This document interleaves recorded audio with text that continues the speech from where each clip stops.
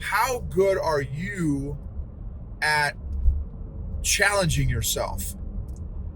And I will tell you, for me, it is so much easier to default to either coping mechanisms that I learned maybe when I was a kid. And it's so much easier to blame. At least it is for me. Maybe I'm just speaking, I'm just speaking for myself here. It's so much easier to, well, the reason I act like this, the reason I behave like this, the reason I don't do this, well, it's because of my wife. It's because of my upbringing. It's because of my parents. It's because of how I was raised. It's because of how I wasn't raised. It's because of what happened to me. It's because of what didn't happen to me.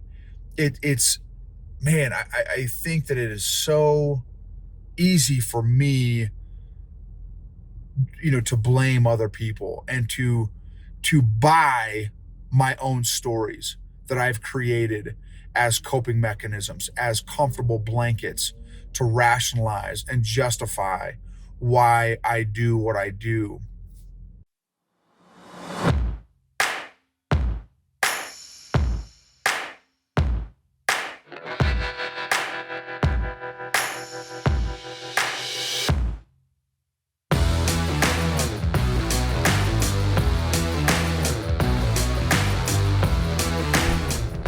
EQ gangsters, what's up?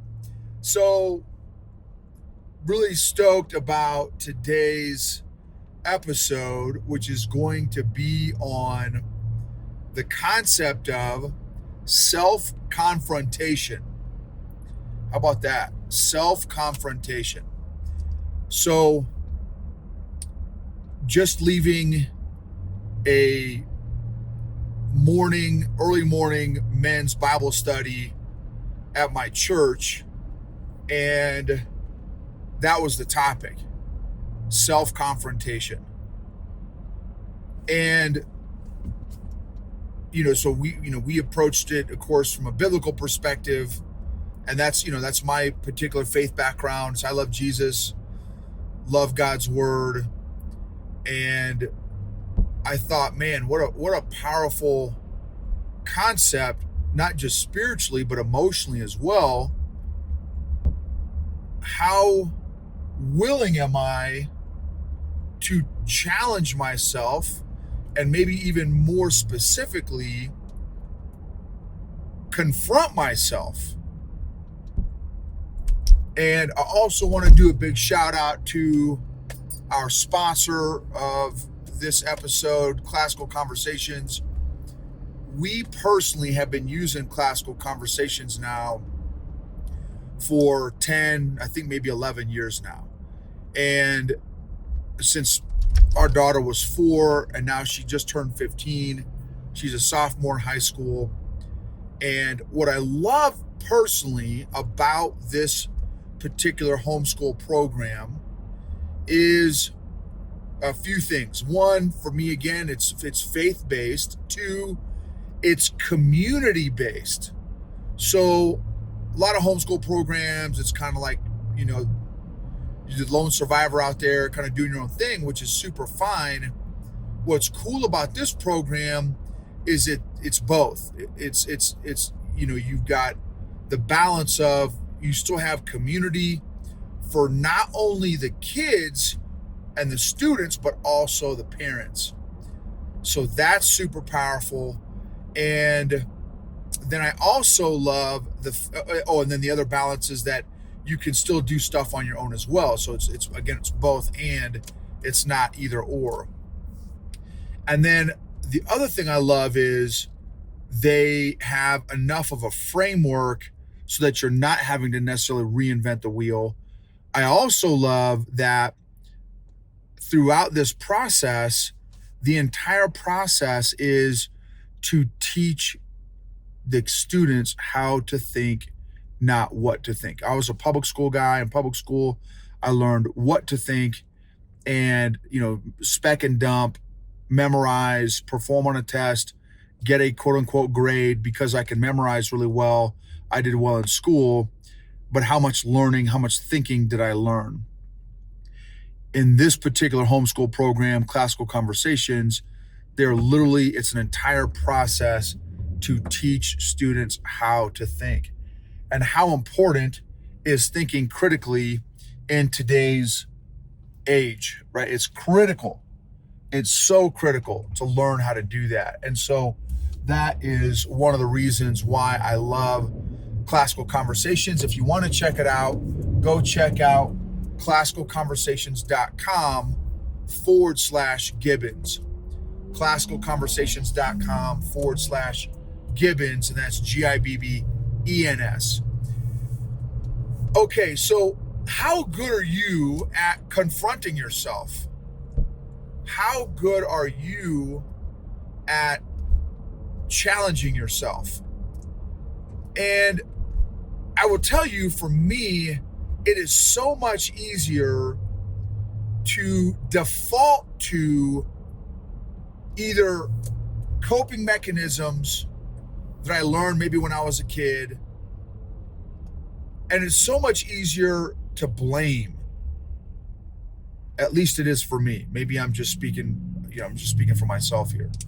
It's so much easier to, well, the reason I act like this, the reason I behave like this, the reason I don't do this, well, it's because of my wife. It's because of my upbringing. It's because of my parents. It's because of how I was raised. It's because of how I wasn't raised. It's because of what happened to me. It's because of what didn't happen to me. I think that it is so easy for me, to blame other people and to buy my own stories that I've created as coping mechanisms, as comfortable blankets to rationalize and justify why I do what I do. And this morning at the Bible study, man, it really challenged me, obviously spiritually, but also emotionally. What type of emotional crutches do I allow myself to walk on because it's the easy way? And man, God forbid it's actually my fault or my responsibility. And again, it's just emotionally easier to have almost an emotional scapegoat rather than taking ownership and responsibility and saying, no, McFly, it's you, right? You have a role to play in this behavior, in this response, in this lack of response, in this lack of boundaries, or lack of enforcing boundaries, or lack of speaking up, or lack of telling the truth, or an angry response and thinking that it's justified. Are those behaviors justified?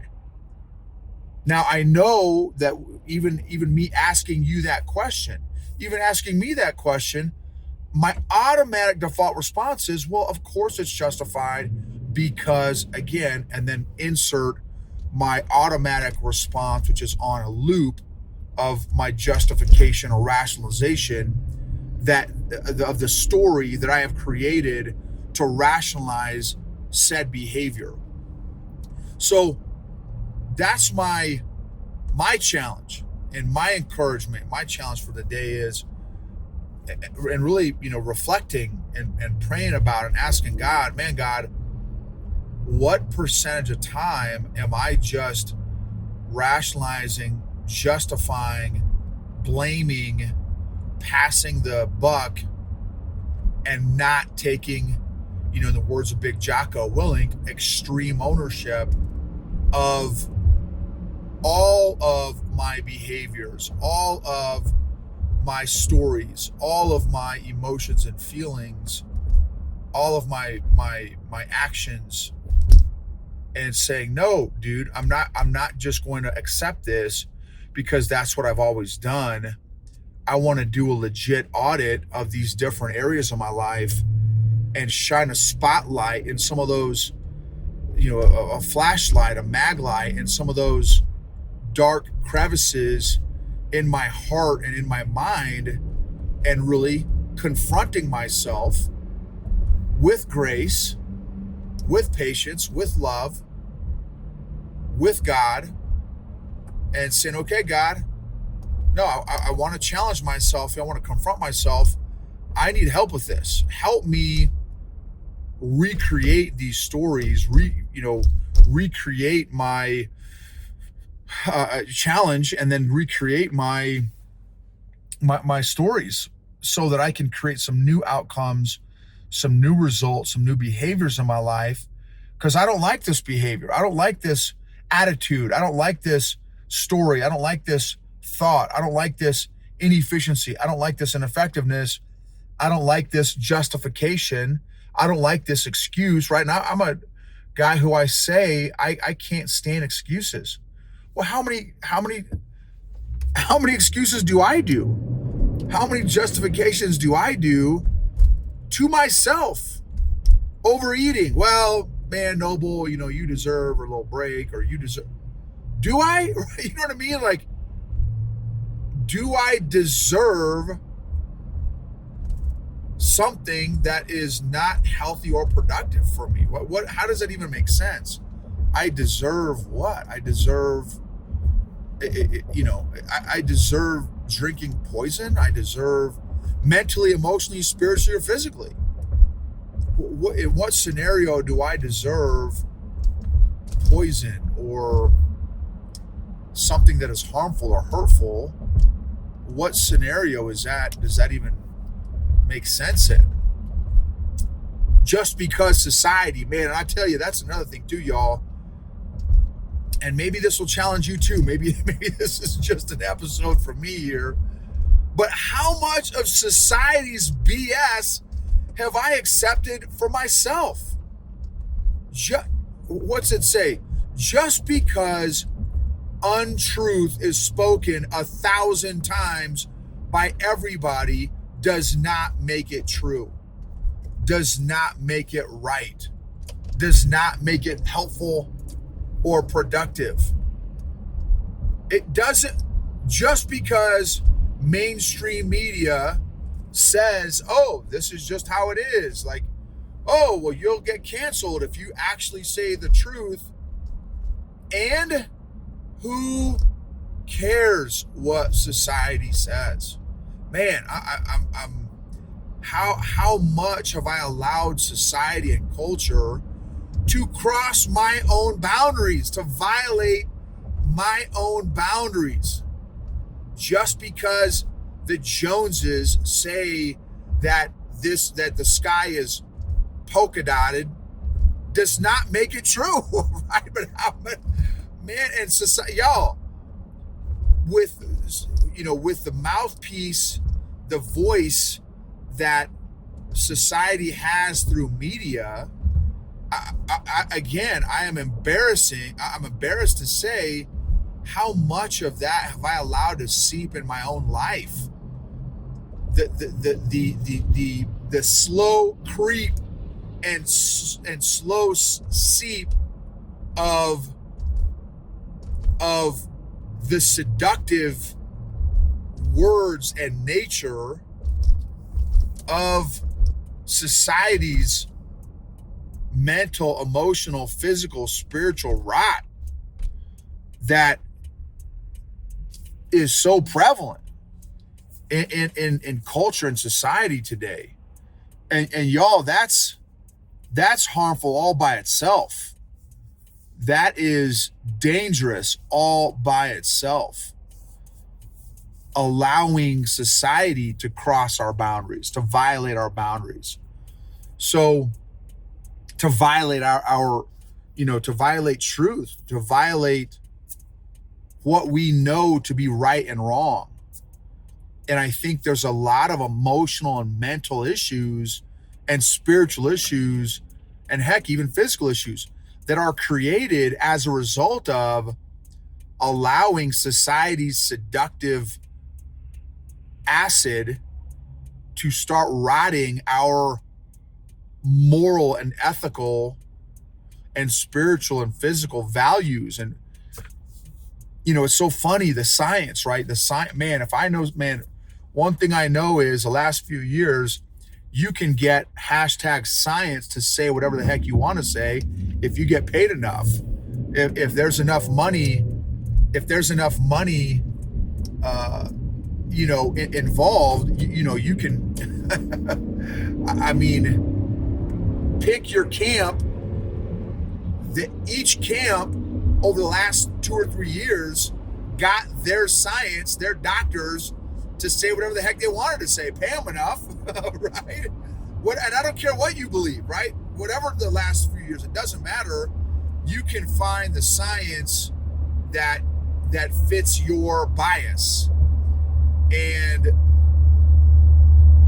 learning, and that's why I love what my wife is doing with her podcast. Filter it through a brain cell. If you have not checked out her podcast yet, filter it through a brain cell. Learning how to think critically is critical in today's society. Otherwise, you will be, there's a verse in James chapter 1, that talks about you will be blown and tossed by the wind. That is society, right? Flatten the curve in 2 weeks. Well, it wasn't 2 weeks. Well, no, we don't need masks. Oh, no, we definitely need masks. Well, no, masks actually don't help. Oh, no, masks actually help. Well, oh, no, actually, if you have masks, then you'll still be able to transmit the stuff. Oh, no, you definitely need one vaccine. Oh, no, you need 2 vaccines. Oh, no, you need 5 boosters. When you have 5 boosters, you definitely will not ever get the vaccine. Oh, no, you'll get the virus, but it won't affect you.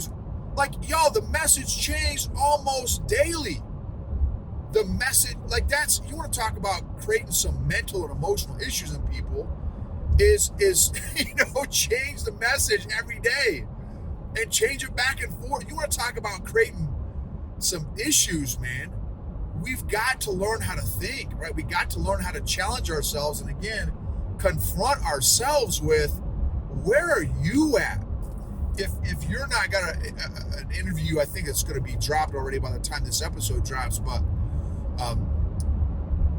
how aware are you of yourself?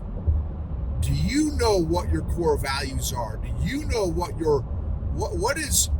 truth are you standing on? For me, it's for me personally, I stand on God's word, and that's my truth. I'm not naive enough to think that, oh man, we all have our own truth. That's another society thing. Well, your truth and my truth, and well, what if your truth is, I think I need to beat up everybody? Well, you got to honor your truth.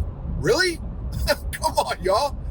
Look at the consequences of that philosophy of oh no, we all have our own truth and we need to honor each other's truth, and that needs to be, well, how about when your truth hurts people, like genuinely hurts other people?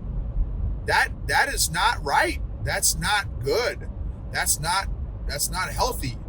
So learn how to think, y'all. Again, filter it through a brain cell. Check out that podcast. She teaches you step by step different logical fallacies so that we can recognize faulty, unhealthy, improper thinking. And then how good are we, again, in confronting ourselves at recognizing or acknowledging our own faulty thinking, our own logical fallacies, our own weak thinking. I'm sure if I was able to talk to everybody who's listening to this podcast right now, how good of a thinker are you? Oh, I'm an amazing thinker. I'm a great I'm an amazing critical. I could teach critical thinking. Most of us would probably say that, oh yeah, am I a great thinker? Do I honestly know how to think critically? How can my thinking improve? Which, again, I think circling around here, confronting ourselves. How effective are we at confronting ourselves? What are some systems that we can create to confront ourselves? How frequently should we confront ourselves? What questions should we ask ourselves to confront ourselves? Again, with love, grace, patience. The goal of confronting ourselves isn't to, beat ourselves up and, oh, let me just walk around with a guilt trip and I'm more self-righteous than you because I beat myself up more. No, no, no. That's not what this is about. This is about change. This is about behavior change. This is about transformation. This is about identifying those mediocre areas in our lives that we've accepted mentally, emotionally, spiritually, physically, our own, again, fallacies of our stories and our thoughts and that kind of thing. So how can we improve our ability to confront ourselves and challenge ourselves? And again, so humbled and thankful that you all are on this journey with me and that I'm on this journey with you. If you found any value in this podcast, the YouTube channel, these episodes, it would mean the world for you to subscribe, rate, review, and share. Maybe there's a particular episode that has really impacted you. Share it with a friend, a colleague, a family member, a coworker, a business partner.